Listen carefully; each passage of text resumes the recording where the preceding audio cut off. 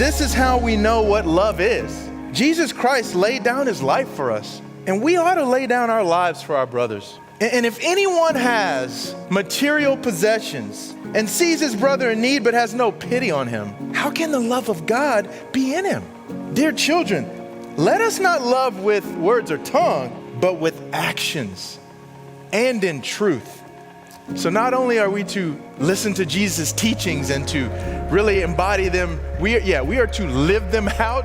We are to not just have the words, but the actions to go behind it. You're gonna hear from a couple people, and the first is Melanie Cicerchia. She's gonna bring us up to date and really give us the fuller story about what recently happened when that house right across the street burned down. What a great opportunity as a church to reach out to our neighbor, to offer whatever help she would need. And as my husband and I were listening to Jeff, he and I had suffered a fire in 2004, a year after we had moved here, and it was catastrophic for us as well. And so we felt prompted, and I got acquainted over the phone, and I again offered her assistance, that anything we could do to help her with what she was going through. And she told me then, she said, well, I think we're gonna be fine. I have renter's insurance, but thank you anyway.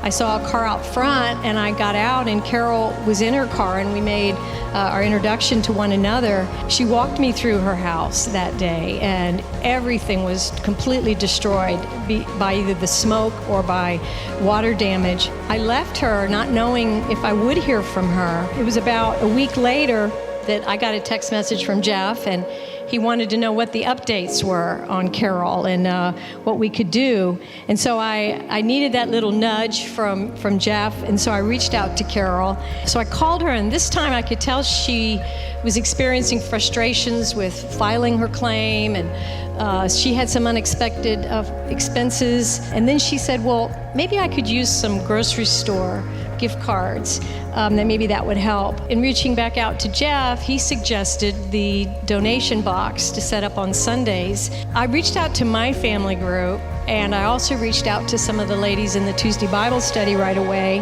And so just within 2 days, I collected $475. And so then I reached out to Sylvia Wyatt, and I said, will you go with me to Carol for you to meet her and give her this donation and invite her to the Tuesday Bible study? Then that following Sunday was the first day the donation box was set up. And when I got home with what was in it, I was completely overwhelmed. So to date, you've given Carol $3,160 in cash and gift cards. I know. This generosity has moved her to such emotion and tears. Two of the things she told me yesterday, which were so powerful, she said to me, you have to change with the change. She sees this house fire as a change, and she quoted her mother saying to her, blessings come in all sorts of ways. You'll never know where. And she said, I see this fire as one of those blessings.